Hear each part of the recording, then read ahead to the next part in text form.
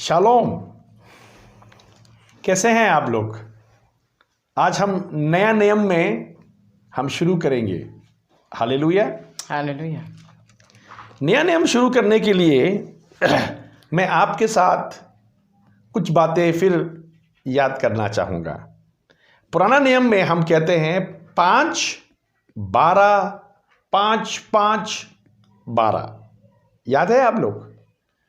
39 पुस्तकों को हमने 5, 12, 5, 5, 12 हमने किया है। तो आज नया नियम में हम कहेंगे नया नियम 27 पुस्तकें हैं। नया नियम में हम कहेंगे 4, 1, 14, 7, 1।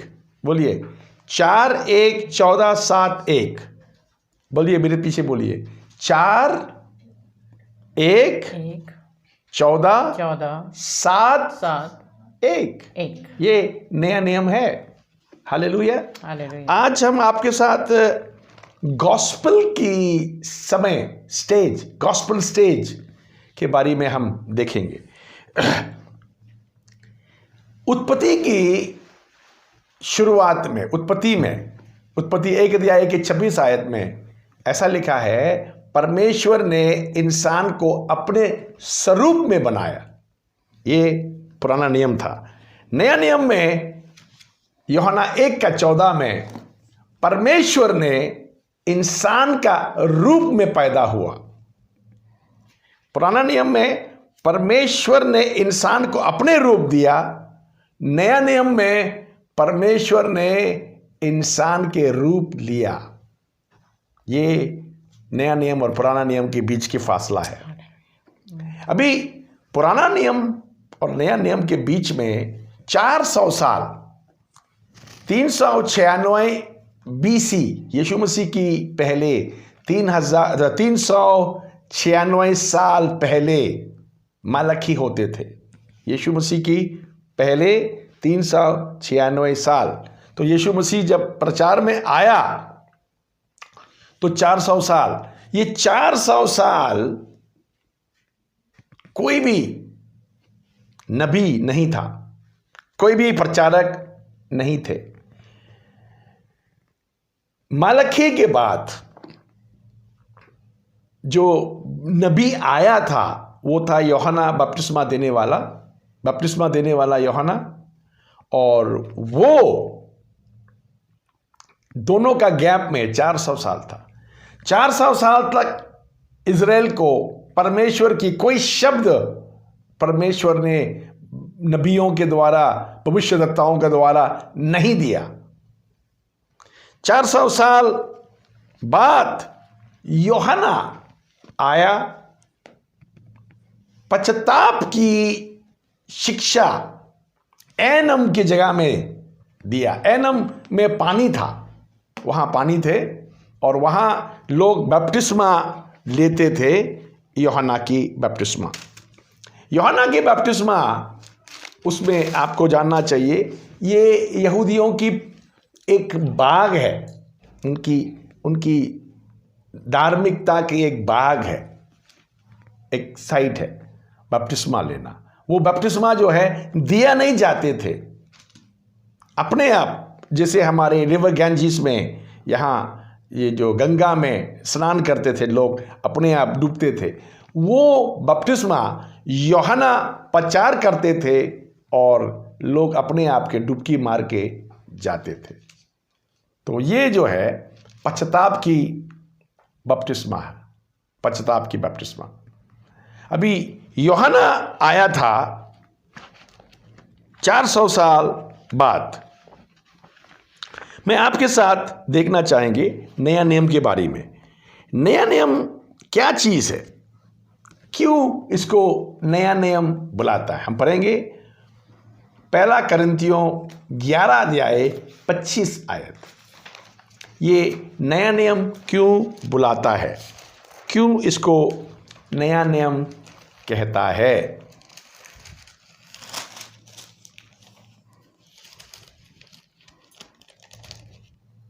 11:25। हाँ जी। इस रीति से उसने ब्यारी के पीछे कटोरा भी लिया और कहा, ये कटोरा। पहला कोरिन्थियों 11:25। हाँ ठीक है, हाँ जी। इस रीति से उसने ब्यारी के पीछे कटोरा भी लिया हाँ। और कहा, ये कटोरा मेरे लहू में नई वाचा है, जब कभी पियोगे तो मेरे स्मरण के लिए यही किया करो। हाँ, हालेलुया। ये नया वाचा है, लहू के नया वाचा है। नया वाचा समझ में आता आपको? पुराना वाचा था 613 नियम पालन करना, वो पुराना नियम, पुराना वाचा था। अब नया वाचा क्या है?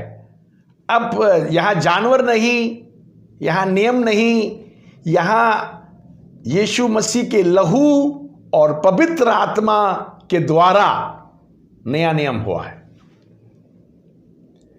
तो नया नियम में लहू से शुरू होता है।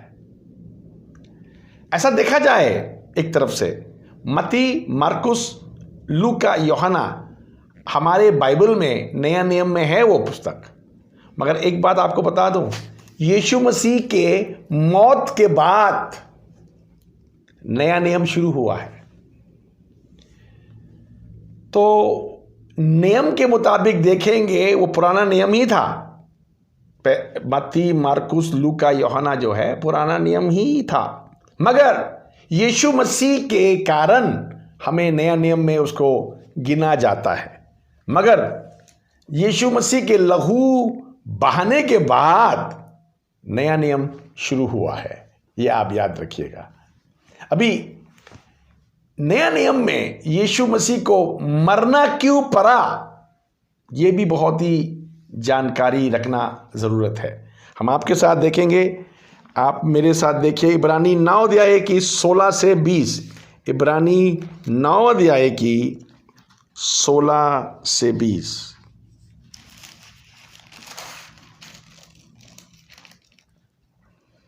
क्योंकि जहाँ वाचा बांधी गई है वहाँ वाचा बांधने वाले की मृत्यु का समझ लेना भी अवश्य है, क्योंकि ऐसी वाचा मरने की पक्की होती है, और जब तक वाचा बांधने वाला जीवित रहता है तब तक वाचा काम की नहीं होती। आप लोग को वाचा बोलने से ज़्यादा समझ में नहीं आएंगे।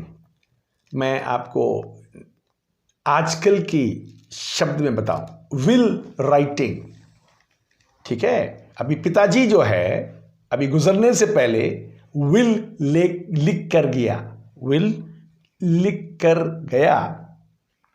हेलो, विल में क्या है? वो बताता है मेरा कौन सी बच्चे को क्या मिलना चाहिए, मैं इस बच्चे को ये देना चाहता हूं, वो उस बच्चे को वो देना चाहता हूं। मगर यहां ये बच्चे को वो बच्चे को ये जो देना चाहता है वो लिख के जाता है। अभी लिखने के बाद बच्चों को सामान नहीं मिल जाता, क्योंकि ये विल जो है तब काम करेगा पिताजी गुजरने के बाद। पिताजी को गुजरना भी जरूरत है ये विल के अफेक्ट पे आने के लिए। Hallelujah, hallelujah.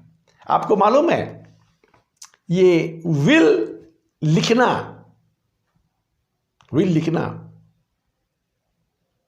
बहुत जरूरत है, मगर विल कब अफेक्ट में आता है देखेंगे तो लिखने वाले की मौत के बाद वो अफेक्ट पे आता है। अभी परमेश्वर ने इंसान के लिए बहुत ही वायदाएं, बहुत विल लिखा हुआ है बाइबल में। 8000 के ऊपर प्रतिज्ञाएं हैं, मगर जब तक लिखने वाला की मौत नहीं होता वो अफेक्ट पर नहीं आएंगे। तो ये है इब्रानी के 9 अध्याय 16 आयत से 22 आयत तक हम पढ़ने में हमने यहां देखा है। Hallelujah, hallelujah.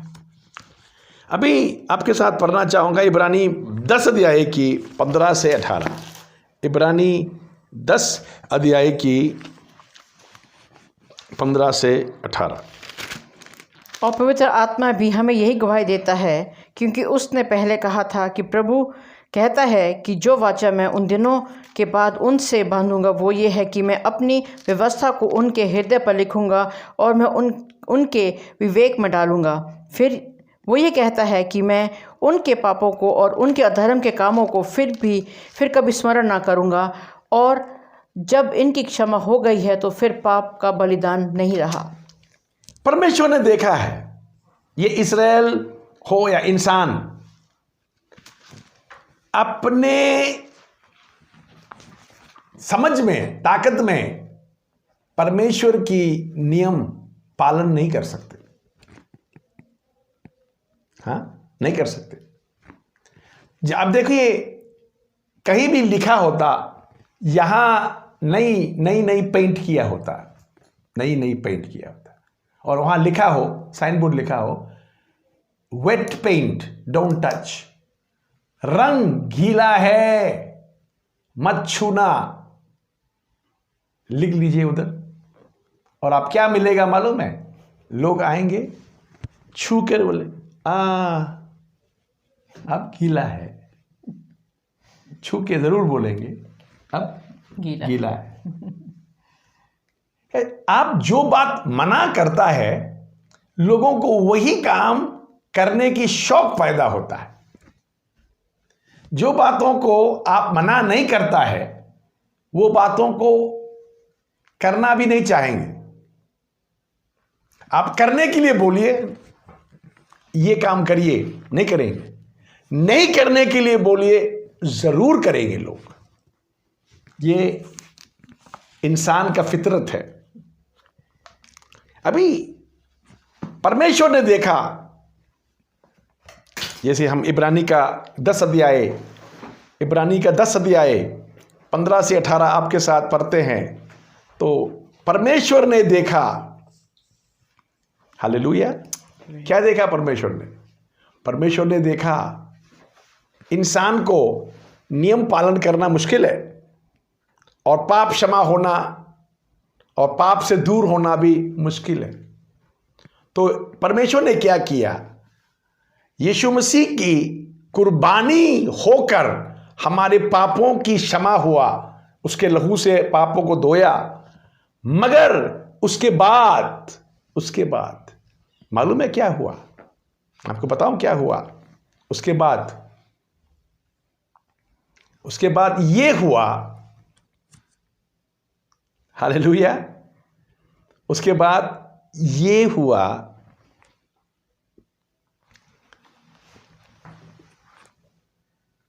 पवित्र आत्मा के फॉर्म में, यीशु मसीह स्वर्ग में जाने के बाद पवित्र आत्मा के फॉर्म में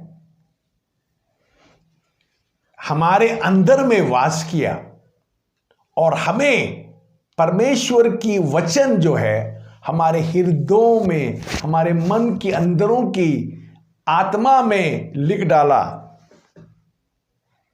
अब किताब देखकर, स्क्रॉल देखकर प्रभु की काम करना नहीं, अब हृदय में होकर प्रभु की वचन पर चलना, ये काम परमेश्वर ने कर डाला। Hallelujah, hallelujah.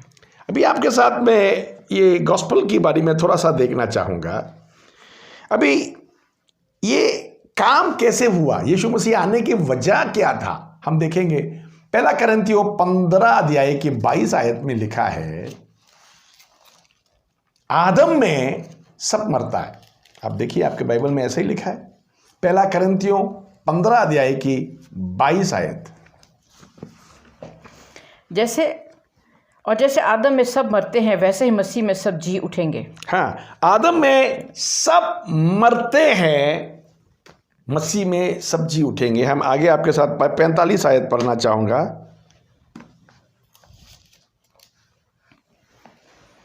ऐसा ही लिखा भी है कि प्रथम मनुष्य अर्थात आदम जीवित प्राणी बना, और अंतिम आदम जीवनदायक आत्मा बना। देखो, आदम भी दो आया। पहला आदम जो था गलती कर गया, शैतान का बात मान गया, शैतान की नीचे हो गया। अब परमेश्वर ने दूसरा आदम तैयार किया। अभी हम पढ़ेंगे 47 आयत, 47th वर्स। प्रथम मनुष्य धरती से अर्थात मिट्टी का था। हाँ, पहला आदम जो था जमीन का था, मिट्टी से बना, मिट्टी का था, मगर दूसरा मनुष्य स्वर्गीय है। दूसरा आदम जो आया था वो स्वर्ग से आया।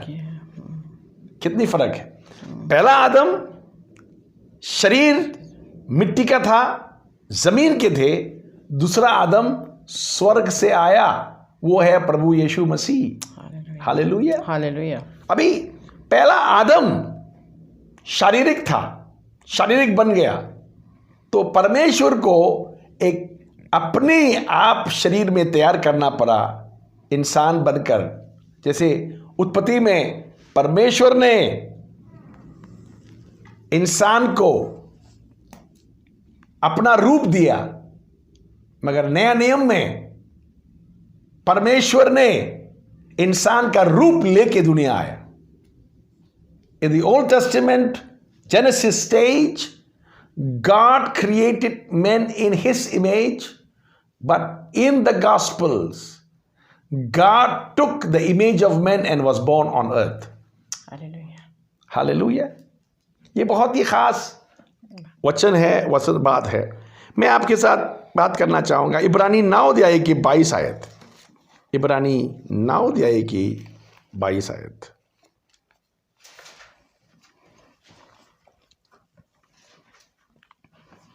और व्यवस्था के अनुसार प्रायः सब वस्तुएं लहू के द्वारा शुद्ध की जाती हैं और बिना लहू बहाए क्षमा नहीं होती। व्यवस्था के मुताबिक हर बात को शुद्ध करना है तो लहू बहाना ही पड़ता है। लहू के बिना किसी चीज का शुद्ध नहीं होता, क्योंकि लहू जिंदगी है। Blood is life. लहू जिंदगी है। अब लहू के बहाने के बिना कोई क्षमा नहीं होता। आपको मैं बताना चाहता हूं, ये एक लहू का वाचा है, वाचा एक प्रॉमिस, एक वायदा है परमेश्वर का। हमारा जीवनों को अपने जीवन से बदलना। यहां देखेंगे, हम पढ़ेंगे रोमियो की 8 का 32 आपके साथ। आपने बाइबल में खोलिए रोमियो 8 अध्याय की 32 आयत। हालेलुया। जिसने अपने निज पुत्र को भी न रख छोड़ा परंतु उसे हम सब के लिए दे दिया, वो उसके साथ हमें और सब कुछ क्यों कर ना देगा। हालेलुया। अपने निज पुत्र को ना छोड़ा, हम सब के लिए दे दिया, तो बाकी सब कुछ क्यों नहीं देगा। इतना बड़ा एश्योरेंस, इतना बड़ा आश्वासन परमेश्वर हमें दे रहा है। Hallelujah, hallelujah. अभी हम आपके साथ परमेश्वर के वचन में देखना चाहूंगा, ये लहू की वाचा पूरा करने के लिए, इस लहू के वाचा पूरा करने के लिए परमेश्वर का वचन क्या कहता है। हम देखेंगे जकरिया 9 का 11, जकरिया 9 अध्याय की 11 आयत। और तू भी सुन, क्योंकि मेरी वाचा के लहू के कारण मैंने तेरे बंदियों को बिना जल के घड़े में से उबार लिया है। हालेलुया। बंदियों को क्या किया है? बिना जल के घड़े में से उबार लिया है, निकाल दिया है। गड्ढा जहां पानी भी नहीं था, उस गड्ढे से निकाल दिया है बंदियों को। हालेलुया। हम पढ़ेंगे इब्रानी 13 का 20, इब्रानी 13 अध्याय की 20 आयत। हम पढ़ेंगे पहला इब्रानी 10 का 29 पढ़ेंगे। पहला इब्रानी 10 की 29 पढ़ेंगे, उसके बाद 13 का 20 पढ़ेंगे। पहला हम पढ़ेंगे 10 की 29। सो सोच लो कि वो कितने और भी भारी दंड के योग्य ठहरेगा, जिसने परमेश्वर के पुत्र को पाँव से रौंदा और वाचा के लहू को, जिसके द्वारा वो पवित्र ठहराया गया था, अपवित्र जाना है और अनुग्रह की आत्मा का अपमान किया। देखिए, गरी गरी पाप नहीं कर सकता है। आप पाप यीशु मसीह को कबूल करने के बाद पाप में नहीं जा सकता है। गरी गरी पाप करते रहेंगे तो आप यीशु मसीह के लहू को पैरों के नीचे रौंद रहा है, ये बाइबल कहता है। नहीं नहीं नहीं, अनुग्रह में आने के बाद पाप में नहीं जा सकते, बाइबल के वचन कहता है। हम पढ़ेंगे 13:20, इब्रानी 13:20। अब शांतिदाता परमेश्वर जो हमारे प्रभु यीशु को, जो भेड़ों का महान रखवाला है, सनातन वाचा के लहू के गुण से मरे हुओं में से जलाकर ले आया। लहू के सामर्थ गुण यहां बताता है। हम इब्रानी 9:18 पढ़ेंगे, इब्रानी 9:18।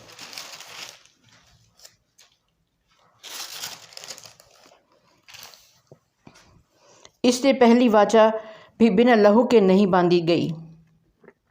जब भी परमेश्वर वाचा बांधता है, इब्राहिम के साथ हो या मूसा के साथ हो या किसी और के साथ हो, लहू जरूरत है।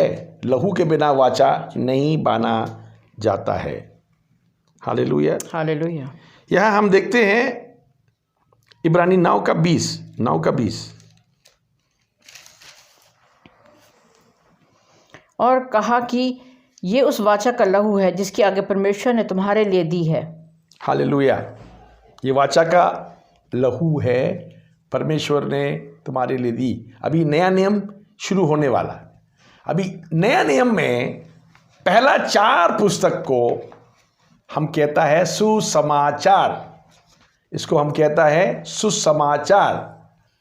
नाउ ये अंग्रेजी में इसको गॉस्पल कहता है, यूनानी भाषा में इवेंजलियो बोलता है इसको, गॉस्पल को।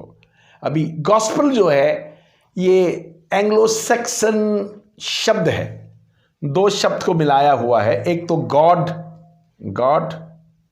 दूसरा स्पेल, न्यूज, खबर। गॉड स्पेल, परमेश्वर की अच्छा खबर, good, God become good news, gospel. अभी ये सुसमाचार क्यों है? क्योंकि दुनिया में इस समाचार से अच्छा समाचार नहीं है, क्योंकि ये समाचार इंसान को मारना नहीं, जलाना है, उठाना है, जी उठाना है, चंगाई करना है, इंसान को तरक्की कराने वाला शब्द है। दूसरा, जितना भी खबर है, आप अखबार में पढ़ लो या टीवी में देख लो, जो भी खबर आता है आपके आत्मा को दबाने के लिए, आपके आत्मा को एकदम नचोड़ के सुखा देने के लिए खबरें आता है। मगर ये खबर सुसमाचार जो है आपके आत्मा में कबूल करते हुए आपको उठाता है, बनाता है, तैयार करता है, ये बाइबल हमें कहता है। अभी आपको मैं जब सुसमाचार जब कहता है तो पहला 4 पुस्तक जो है उसका नाम है मत्ती, मार्कुस, लूका, यूहन्ना। वो चारों को सुसमाचार कहता है। तो अभी लोग पूछता है सुसमाचार 4 क्यों है, 1 क्यों नहीं है? सुसमाचार 4 क्यों है, 1 क्यों नहीं है? मैं आपके साथ बाइबल में देखना चाहूंगा प्रकाशित वाक्या 4 अध्याय 7वां आयत। मेरे साथ देखिए, प्रकाशित वाक्या 4 अध्याय उसके 7वीं आयत, मेरे साथ देखिए। पहला प्राणी सिंह के समान है और दूसरा प्राणी बछड़े के समान है। तीसरे प्राणी का मुंह मनुष्य का सा है और चौथा प्राणी उड़ते हुए उकाब के समान है।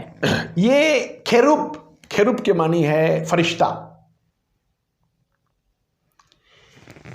ये मंदिर की पर्दे पर इसका एम्ब्रॉयडरी होता था, जो पर्दा फट गया था।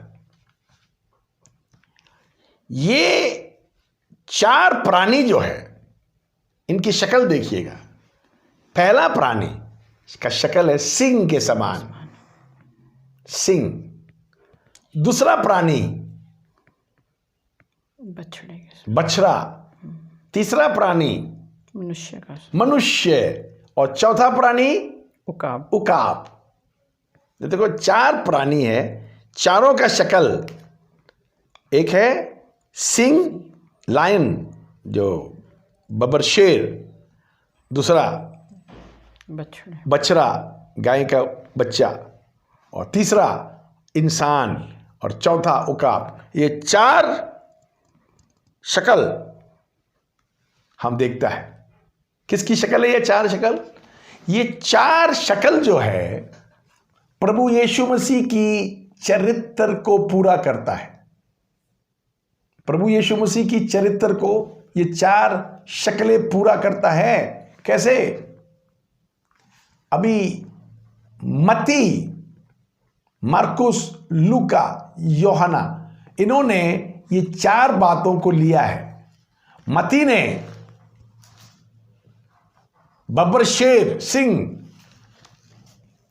के लिया है और उसके बातें लिखा है, और मार्कुस ने बछड़ा, नौकर, सेवक, उसके बारे में लिखा है। मार्कुस